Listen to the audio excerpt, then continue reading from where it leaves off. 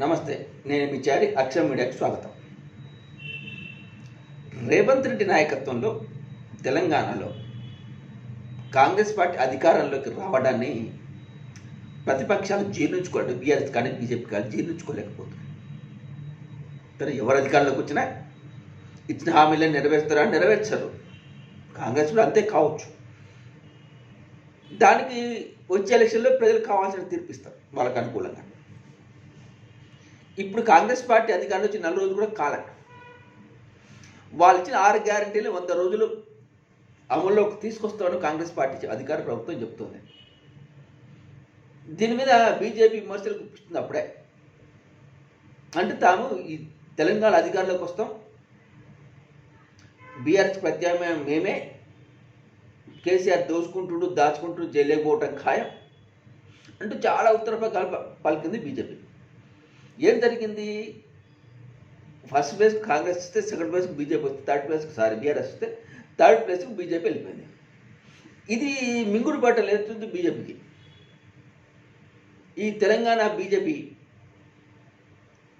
CM Revanth Reddy మీద విమర్శన అస్త్రాలు సంధించింది Twitter హ్యాండిల్లో. ఇందులో ముఖ్యమంత్రిని టార్గెట్ చేసింది. కొన్ని రోజుల క్రితం రేవంత్ రెడ్డి ముఖ్యమంత్రిగా అయిన తర్వాత తాను కాన్వాయ్లో వెళ్ళే సమయంలో నిబంధనల పేరుతోటి ప్రజలు ఇబ్బంది పెట్టొద్దు, ఇబ్బందికి గురి చేయొద్దని చెప్పిండు. ఒక 10 నిమిషాలకు వచ్చేప్పుడు ముందు చెప్తే సరిపోతుంది అని.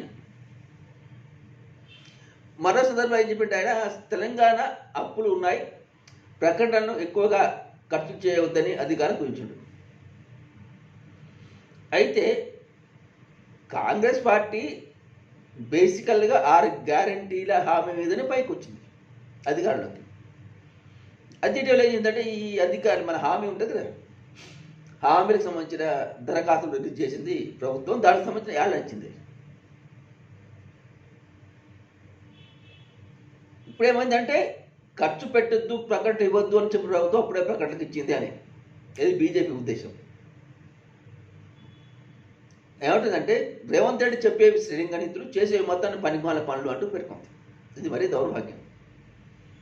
వచ్చి 4 రోజులు కూడా కాలేదు కదా, 100 రోజులు అతని గడువు పెట్టిండు కదా కాంగ్రెస్ ప్రభుత్వం. అప్పుడే బీజేపీ ఏం చేయాలో అర్థం కావటం లేదు. లోక్సభ ఎన్నికలు రాబోతున్నాయి కాబట్టి మళ్ళీ కాంగ్రెస్ ప్రభుత్వాన్ని బదనాం చేయడం ద్వారా లోక్సభ ఎన్నికల్లో లబ్ధి పొందాలి అనే ఒక యావతోటి బీజేపీ ట్విట్టర్ హ్యాండిల్లో ముఖ్యమంత్రి రేవంత్ రెడ్డి టార్గెట్ ఇచ్చింది. అదేంటి, కాన్వాయ్, భారీ కాన్వాయ్ లేకుండా ప్రజలకు ఇబ్బంది కలగకుండా అనేది ఒకటి. ఈ హైదరాబాద్ నగరంలో 4 రోడ్ల కూడల్లో సిగ్నల్ పడితేనే 10 నిమిషాలు ఆగిపోతుంది. కానీ ముఖ్యమంత్రి ఖాయమైపోతే 10 నిమిషాలు బాగుంటే ఆగదా, ట్రాఫిక్ జామ్ అవుతుంది.